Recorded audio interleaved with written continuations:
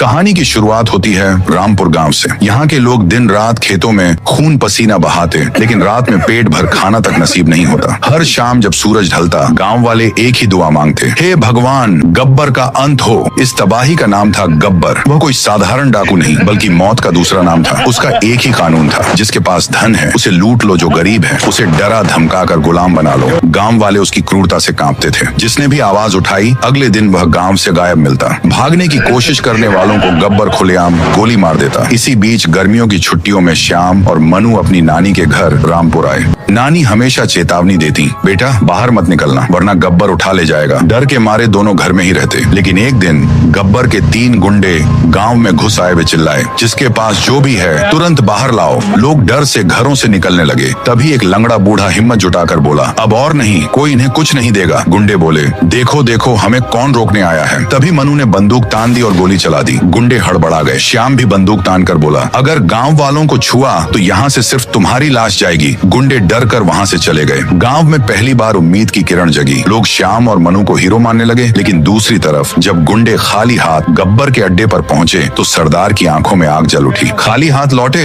कितने आदमी थे सरदार? 2 आदमी। गब्बर पागलों की तरह जोर जोर से हंसने लगे।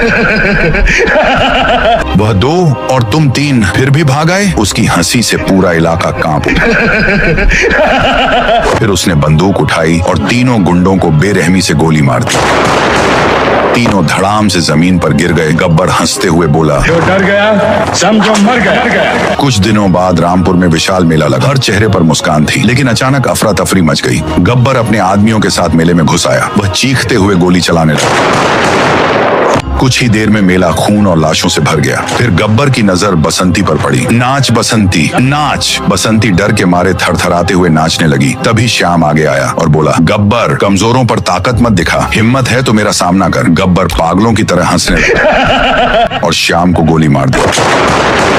श्याम जमीन पर गिर पड़ा। जब मनु लौटा तो गांव की हालत देखकर उसका खून खौल उठा। चारों ओर लाशें बिछी थीं और उनमें से एक उसका सबसे अच्छा दोस्त श्याम। मनु की आंखों में सिर्फ गुस्सा था। वह अकेले ही गब्बर के अड्डे पर पहुंचा। एक एक कर उसने गब्बर के सभी गुंडों को खत्म कर डाला। और फिर सामने आया गब्बर। वह जोर जोर से पागलों की तरह हंसने लगा। यह इलाका मेरा है, अब तू भी मरेगा। गब्बर ने बंदूक तानी और गोली चलाई, लेकिन बंदूक खाली थी। मनु ने गब्बर पर बंदूक तान कर खड़ा हो गया। गब्बर डर के मारे कांपने लगा और अपनी जान की भीख मांगने लगा। लेकिन मनु ने एक नहीं सुना। बिना झिझके गोली चला दी। वह धड़ाम से नीचे गिर गया। गब्बर का वही डी एंड हो गया। अब रामपुर आजाद हो गया।